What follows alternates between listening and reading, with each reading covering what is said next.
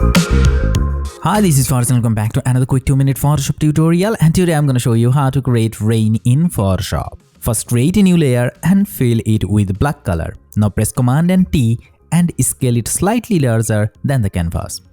Now go to Filter, Noise, Add Noise.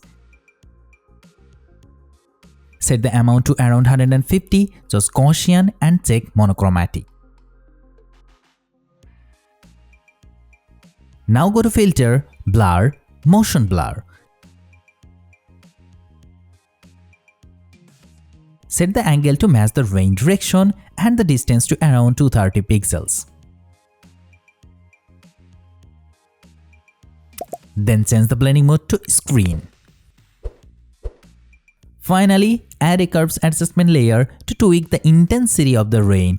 Adjust it until it looks natural.